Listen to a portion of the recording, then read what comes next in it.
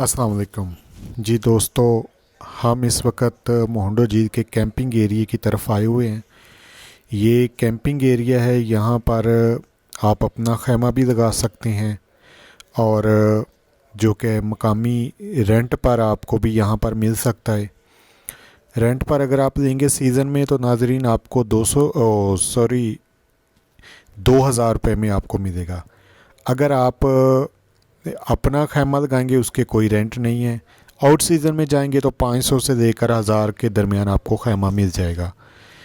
तो दोस्तों, ये हमारी मोहंडो झील की खूबसूरती की आखिरी वीडियो है। इसके बाद हमारा सफ़र वापसी का होगा।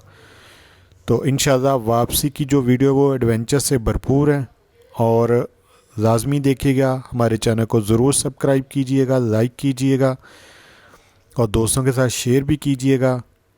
हमारा एक जोशीला बाइकर बासत अज़ीज़, जिसकी बाइक ख़राब हो गई थी और वो हमारे साथ नहीं आ सका, बहुत मिस किया उसको, लेकिन कुदरत को यही मंजूर था। तो अब वापसी के सफ़र की कह दे कि हम तैयारी कर रहे हैं। तो इंशाल्लाह नेक्स्ट वीडियो में दोबारा मुलाकात होगी। तब तक के लिए अल्लाह हाफिज़। पाकिस्तान।